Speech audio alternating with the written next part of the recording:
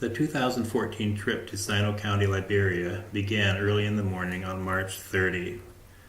The group of 9 students and staff from Taylor University drove to the Indianapolis airport, where we were joined by Elijah, one of our SCAA, Sinoe County Association in the Americas, partners. You'll note that KA-Lite is especially happy as she had just found out that she had been elected student body president for next year.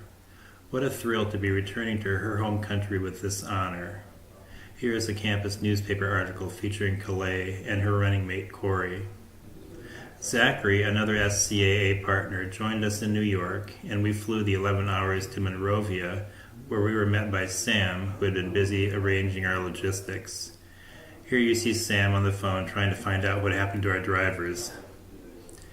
The first 2 nights we stayed at the beautiful A La Lagoon resort right on the beach. The setting was beautiful, and the students were excited to begin their adventure. There were miles of beautiful white sand beach. John, Michelle, and Allison couldn't contain their enthusiasm, and Zachary got into the action as well. Our first 2 mornings were relaxed. We ate breakfast and had team time on the boardwalk out over the lagoon. Dr. K shared devotions each day, relating lessons he had learned over his years of missionary service in Africa. Sunday morning we piled into 4 four-wheel drive Jeeps for the 200-mile trip to Greenville, Sinoe County. It's a rough road. One of the vehicles experienced a leak in the brake line that needed repair. I pulled out my harmonica and entertained the kids for a while. Nothing warms your heart like the smile of an African child. Half an hour down the road, we had a worse crisis. Our Jeep hit a huge pothole, breaking the axle. We were out in the middle of nowhere with nighttime approaching. What do you do? With his meager set of tools, our driver took apart the ball joint assembly, hopped into one of the other vehicles, drove the 30 minutes back to the previous town, found a welder who fixed the broken part, and within 2 hours we were back on the road. But there were more adventures. The road narrowed and we came to this bridge. Michelle is saying, "You gotta be kidding." John is checking to see how many vehicles are lying in the riverbed below. Well, here we go.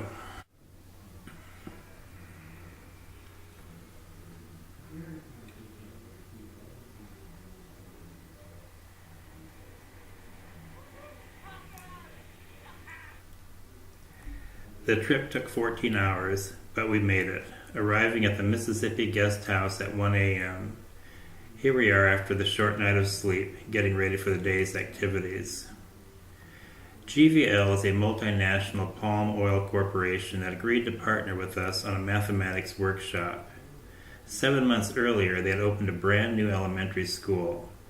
They suspended classes and set up 2 rooms as computer labs, Room A and Room B. Students from 4 high schools in Greenville were bussed in each day. The best students had been selected to participate: 16 5th graders, 16 6th graders, 16 9th graders, and 16 12th graders. Khan Academy is the software we used, developed by a nonprofit organization with a mission to provide a free, world-class education to anyone, anywhere. It's an amazing system and totally free. Another nonprofit organization has created a downloadable version called KA-Lite that does not require the internet. We hand-carried 17 laptops fully loaded with the KA-Lite resources, 5,000 plus videos, and thousands of exercises on each computer. Each laptop was truly a school in a box. A full schedule had been lined up. The first day of the workshop was spent with teachers, most of whom had never touched a computer before. These teachers have few resources, and they were amazed to see the hundreds of videos, not only for math, but for biology, chemistry, physics, and many other subject areas. What a resource. On day 2, the students came in and we gave them an arithmetic pretest. Predictably, the scores were low due to the lack of resources and the general quality of Liberia's post-war education system. Most of the students had never used a computer, so they had to learn to navigate windows and operate the trackpad to move the cursor, select, and drag objects. They were amazed, they were delighted, as they played with a fun tutorial program that introduced them to what a computer could do. In a short amount of time, one student completed this drawing of the Liberian flag. This is my poster girl. Her face says it all. We paired the students by ability. These two were the brightest sixth grade boys, and they were a joy to watch. The high school students were no less enthusiastic. Each student was issued a Samuel Morse Scholars t-shirt that they proudly wore each day. The Taylor team and several of the local teachers assisted the students as they worked. 8 of the laptops were new touchscreen models, and the students learned how to draw with a stylus. Right next to the school was a beautiful church. On the final day, everyone walked over to the chapel for a closing ceremony. More than 100 filled the room, teachers and administrators on the left, and students on the right. It was a wonderful program. The new Samuel Morse animated video was shown, and everyone was captivated by the story of this young Liberian who, in the late 1800s, found his way to America and then Taylor University. On the final afternoon, the students were given the opportunity to retake the same tests they had taken 2 days earlier. You should have heard the cheers when we announced that their scores had increased an average of 29%. Certificates were awarded, and laptops were distributed to the school officials, and agreements signed, concluding a workshop that far exceeded any of our expectations. One afternoon, the team visited the site on which the new Samuel Morse Educational Resource and Conference Center is being constructed.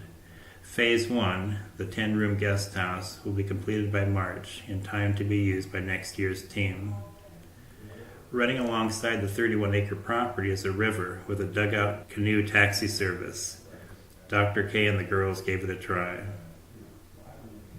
A portion of the road back to town was heavily flooded. 2 of the vehicles were able to plow through, but the third wasn't so lucky. Fortunately, there were enough people around to help push it out. Before heading back to Monrovia, we filled the vehicles with gas and had a prayer for the trip. It was less eventful, although we did lose a muffler and had to strap on a bumper that fell off one of the Jeeps. It was a happy team that made it back to the A La Lagoon Hotel.